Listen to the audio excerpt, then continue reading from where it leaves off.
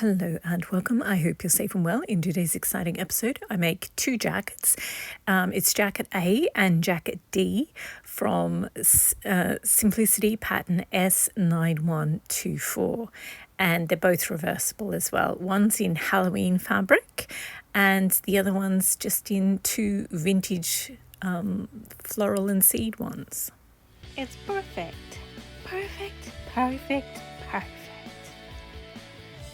Perfect jacket. So I made this pattern S9124 a few months ago, and I did jacket A, and I also did the middle jacket, the beige one, golden beige one.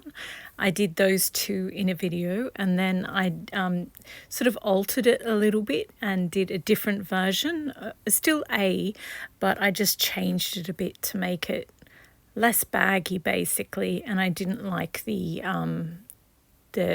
neck band. I just wanted it one piece so it could be reversible.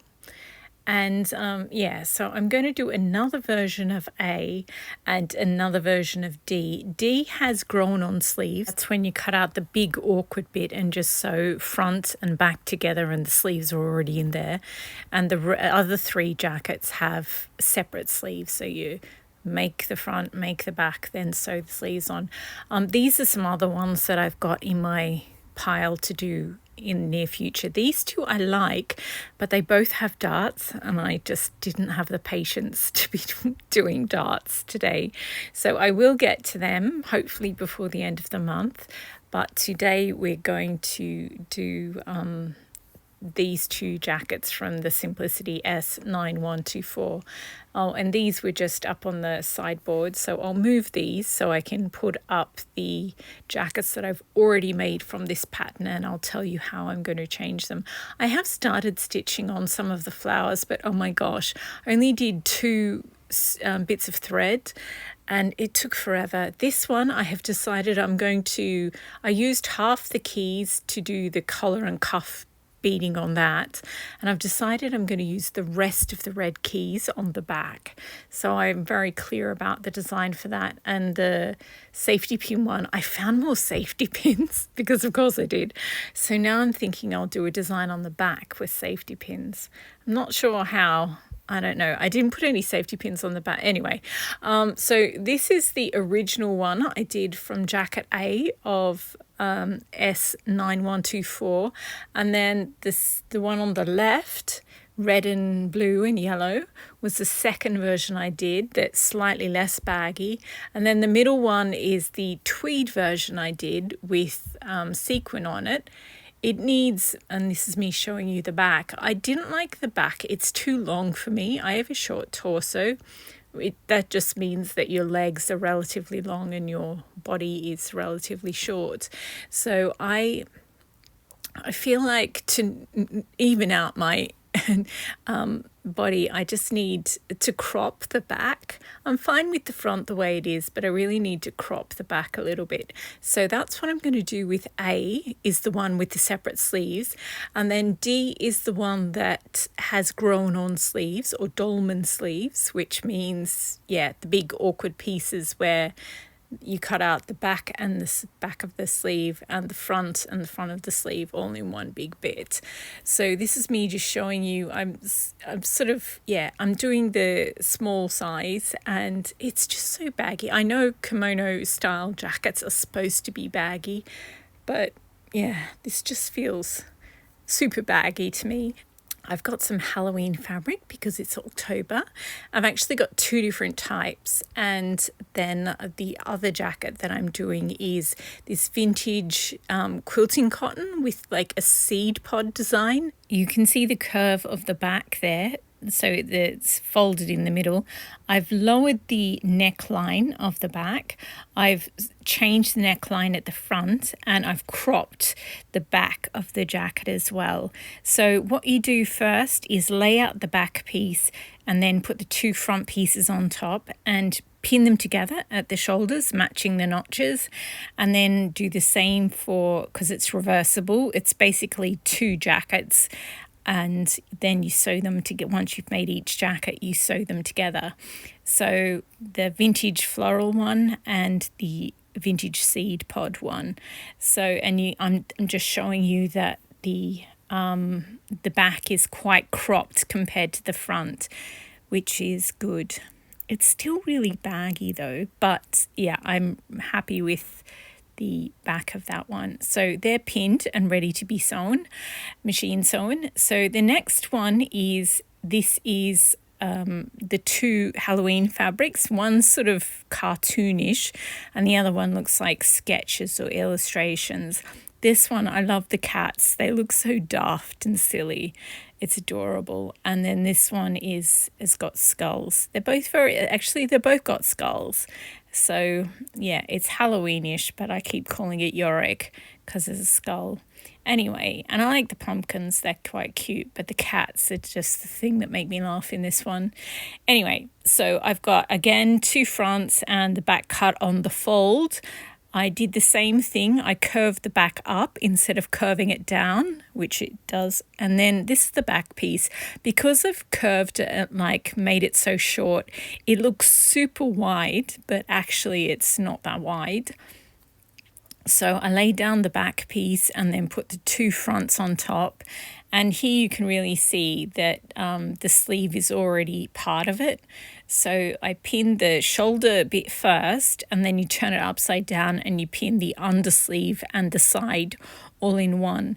So once they're pinned, I did the first Halloween fabric, then the second Halloween fabric. And yeah, so here's the second one. Again, you just put the base down first. And I just love those cats. They're hilarious. So yeah, you put the base down first, and then you put the two fronts on top, pin them together, right sides together, and pin the shoulders, and then you turn it upside down and pin the bottom. And then I went and machine sewed everything. And then once it's machine sewed, you have to clip the curves. And now I will just take these off the mannequins so that we can see what these two are like. So this is the two Halloween fabrics, and as I said, I just machine sewed them together and then clip the curves so that you can see. And this sort of gives you a rough idea. The neckline still isn't done, obviously, because you have to stitch the two sides together to get the neckline right. So the neckline looks a bit high on this, but yeah, so this is it from the front and from the side, and you can see how different the back is. Oh, I think I turn around the tweed one so you can see the difference between the two backs, but I really like this back much more. So I love doing tweed jackets with sequins on them and beads on them. And so yeah, I'm just looking for a pattern that's really simple that I can do loads of beading on. So that's why I keep tweaking this pattern. Anyway, so, and here it is from the back. I really like this back much more than the original one. And lowering the neckline really worked as well. So now we're going to see so after I sewed the shoulders together of this one, then I attached the sleeve. And then once the sleeve was machine sewn on, then I pressed the seams one way, and then I sewed the undersleeve and the side together. So there's 3 simple steps, and yeah, but you have to sew the shoulders together first, then add the sleeve, then do the bottom, sew the bottoms of the sleeve together and the side. So here they are, and then of course obviously you clip the curves and turn them in the right way, and I've put them on the mannequin. So these two are the same pattern. They're jacket A and as the tweed one there, and yeah, they look really baggy because I sort of drafted the back of the neck much lower. It brings the whole jacket a little bit further forward, and also I cropped the back, and I also brought the front neckline in a little bit. So I sort of just redrafted that piece as well. I think it looks a lot better this way, but it's still, it's so baggy. This is the extra small one. So I know that's what a kimono style jacket is, but I think I need to, when you crop a jacket, it gives you more ease of movement. So you usually make the back smaller as well, because you don't need it to go over to your butt basically. So I think I'll just have to pinch it in and do another version of it, but it's definitely getting in the right direction.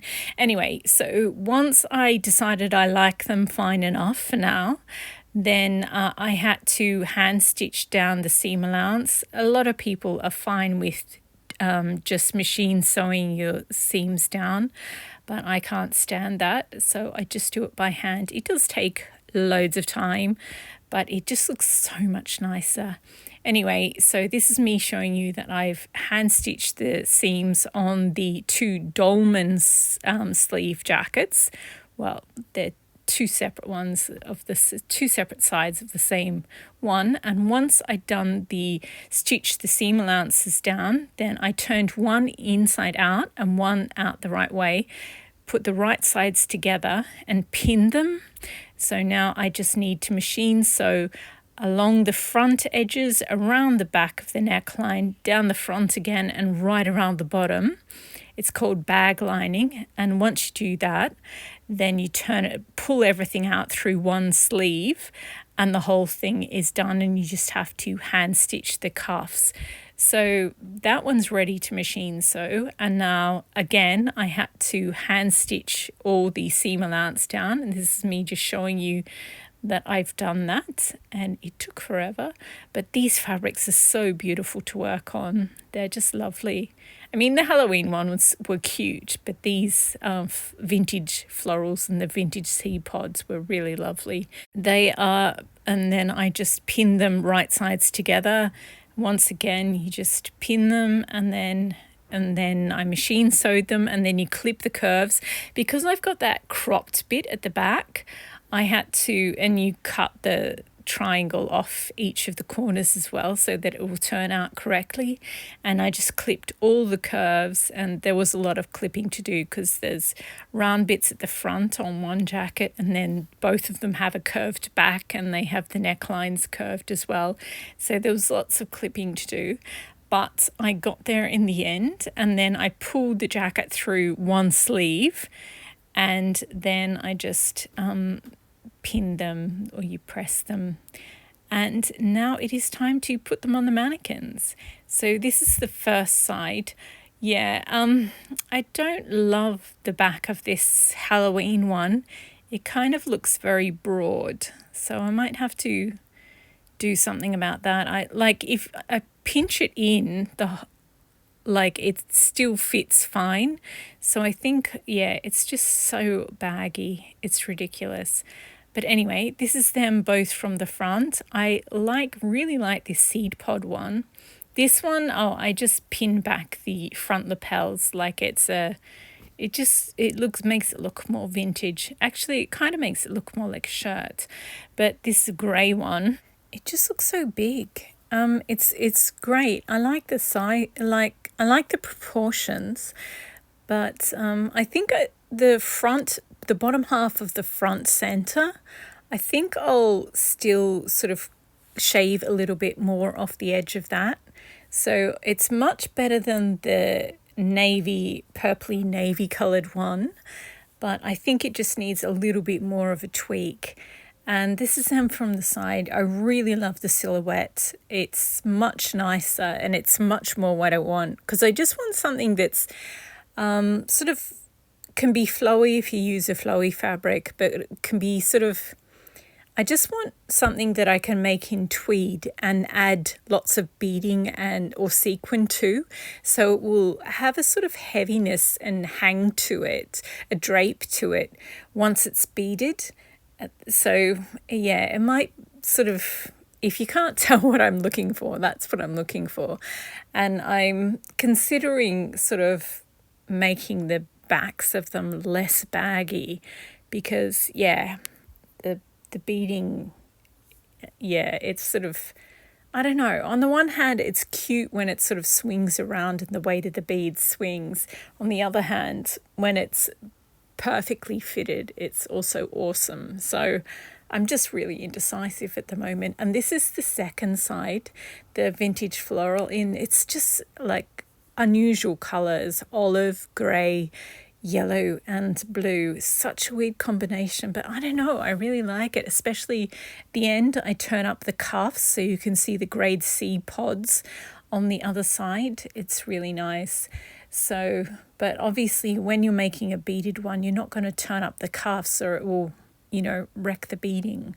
So this is it from the side again. I definitely love this more than the original, but I still think it needs a little bit of work. I think the backs are, yeah, I think they're a little bit too baggy. I do like, yeah, I'm just really indecisive. But they're a good start. I do think I need to do the top of the neckline on the Dolman sleeve one. I do think I need to tweak that. So this is the original, the golden one is the original jacket A, and this is my version of it. It's much nicer from the front, and as I said, the bottom half of the front center, I think I need to redraft that a little bit. The backs, I much prefer the back the way it is now, but I still think I can lose some of the ease. It's just still too much fabric in there, but yeah, it's like 1,000% better than it was. If I just did a tweed version of it now, I would absolutely love it, beaded tweed version. But I just want to tweak it maybe one more time. And these are some of the fabrics that I'm going to make. I also have Berta 6123, which is another Dolman sleeve jacket. And I think I'm going to do the daisy one in Berta 6123. These two I want to bead. This is the daisy one, and I'll show you a jacket I've made from Berta 6123. I just think it would be a better fit for the daisy one. Here it is. It's just not as baggy, so maybe I'll do the cropped thing to the back of this one as well. And sorry again for my voice. It is just killing me to do this voiceover. But anyway, so yeah, I love this one, but it just needs a few more tweaks, this olive, this vintage floral one. So yeah, just a little bit less baggy on the back will give more definition at the waist at the front. I think that's all it needs. And also the bottom half of the center front just needs to just shave, like redraft that so that they don't cross over quite so much, because when it's beaded, I don't want the beads catching on each other because that would damage the jacket. But yeah, definitely getting there in the right direction. Anyway, that is it for this video. So yes, I hope you enjoyed. I hope you've been inspired to make yourself a simple kimono style jacket. Oh, I should make one out of floaty fabric because they do look like the one that she's wearing on the front cover. Does look pretty fabulous. I think the next jacket you'll see from me will be a Chanel style tweed jacket, but then after that I might do another mock-up. I think I'll do the two Jane Austen ones next month, and the Regency Spencer's jacket is called a Spencer, was back then. This bodice I want to turn into a jacket as well, but these two here I'm hoping to get them done before the end of the month because they are adorable. But yeah, I just really did not feel like dealing with darts today, so yes, I made these instead and I'm really happy with them. Just a few more tweaks and hopefully I'll be, yeah, they're definitely well on the way to being what I want. Oh my gosh, this vintage floral fabrics looks so cute. I wasn't sure about using it because I had 2 yards of it, so I had enough to make 2 jackets or, you know, use it in a dress. And I'm so glad I did. I guess I could use the other half in a dress, but I think now I'll make a different jacket out of it because, yeah, it's really adorable. Maybe that Berta 6123 I'll do, and I could bead it. Oh my gosh, Not everything has to be beaded. Yeah, but I like beaded jackets and I've got loads of beads to use up. Anyway, really going now. Thanks again for watching and happy sewing.